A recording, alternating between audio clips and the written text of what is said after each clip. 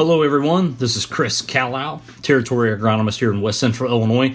In this performance update, I'm going to review the Asgrow XtendFlex varieties from a 3.5 to a 4.0 maturity.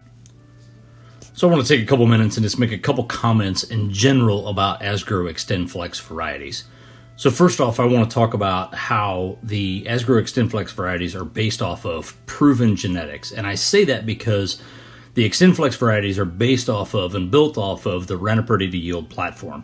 So if you think back to years ago, we converted Rent-A-Pretty 1s to Rent-A-Pretty 2s, and I believe most customers would suggest that they did see yield increases based out of that transition. And ultimately, that's what the Rent-A-Pretty Yield platform is all about, raising yields. We changed the insertion point of the gene to a more yield-positive place in the genome. We used that Rent-A-Pretty to Yield platform to build Rent-A-Pretty to Extend, and used Rent-A-Pretty to Extend to build XtendFlex. So you can see it all goes back to the Rent-A-Pretty to Yield platform. And we will continue to use off of that platform and this current XtendFlex platform to bring future traits into the marketplace. Asgrow XtendFlex soybeans provide the most flexibility in weed control systems with tolerances to glufosinate, glyphosate, and dicamba. And by having the ability to use all three of those chemicals, we have the most efficacious weed control system with hard control weeds like water hemp, giant ragweed, and mare's tail. Just like in previous trait launches, Asgrow has what I refer to as a first mover advantage. And what I mean by that is we have a larger supply of products to offer to the marketplace across a wider range of maturities. And obviously I'm biased, but in my opinion, the best products there are to offer in the XtendFlex platform. There are a lot of products to choose from in this 3.5 to 4.0 maturity, partly because there's two product classes in this maturity range. The XFOs would have been sold in 2020 had we commercialized the product, and the XF1 class would have been for 2021. So here is a look at a balanced data set from 20 locations across the state of Illinois. So at all 20 of these locations, all 9 of these products were present. To me, this is the fairest way to look at the yield of these products because it is a true balanced data set. The scale of the graph here does tend to exaggerate the differences between these products. I do want to call out that in my personal opinion, if you look across these 9 products, to me it's a little bit remarkable at how tight the performance of them are to one another. We'll go into detail about each individual product in the coming slides. For each individual product, we're going to look at a yield stability graph, and what that graph charts is the performance of that product across a range of yield levels. 35 XF1 had a stellar year in 2020, and it repeated that performance as what we saw out of it as an experimental in previous years. They have broad adaptability. As you can see here, they would work on a wide range of soil types. We do have a tendency to place them on the average of better soils to take advantage of some of that raw yield potential that they have in high-yielding environments.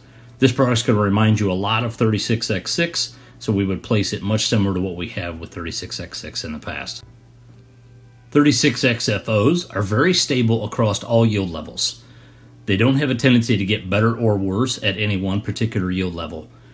Because of its good emergence and average standability, and slightly below average SDS, we encourage you to use this product on the average to tougher acres and utilize other products with higher yield potential on the better soils. 36XF1 had an excellent year in 2020. This stability graph does slightly contradict what we see out of it when we look at multi-year data and previous year's data. And the previous year's data would suggest that they keep that above average performance across all yield levels. This is a key volume product for us. It's going to look a little bit similar to 36X6 in regards to agronomics and yield, with just slightly taller plant type. 37XF1 had a strong year in 2020 as well. Multi-year pre-commercial data would suggest to us that this is a true 39X7 replacement for more of that tougher acre, and that it showed strong performance at lower yield levels and became more at parity as the yield levels climb. So this graph does contradict what we have seen out of the previous year's performance of this product.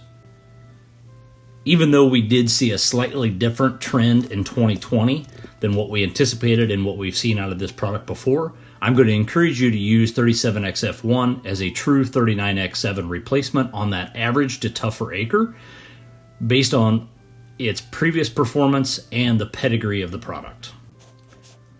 38XFO is another one similar to that of 36XFO. Very stable performance across all yield levels, doesn't have a tendency to get better or worse at any particular yield level. It's got good agronomics, good emergence, good standability. Our encouragement is to use this product on more of that average or transitional acre and utilize products like 35XF1 and 38XF1 on the better dirt to capitalize on more yield potential that those products offer.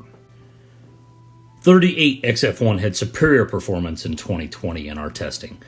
It had exceptional performance as a pre-commercial product as well, but was just slightly behind 35XF1 in pre-commercial data. So if I lump the multi-year data together, this and 35XF1 would be tied for the lead as far as performance. Broad acre adaptability, in my opinion, this could be an excellent replacement for 36X6 on some of those average to better acres, and it could also take some 39X7 acres that were a little tougher. 39XF1 is a unique product, and in my personal opinion is probably the best product we have for the sub 60 to 65 bushel acre ground. It has below average standability, so it really has no business being on any ground that will yield higher than that. Originally, we did not have any of this in our plan for sale for 2021, but we may be able to get a hold of a little bit of volume to utilize on those truly tough acres.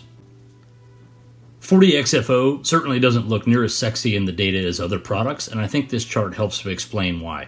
This is truly a high-yield environment soybean, and this is exactly what the pre-commercial data said as well. And with a lot of our plots this year running in that 65 give or take yield environment, 40XFOs just didn't perform quite as well because that's not truly where they're at home.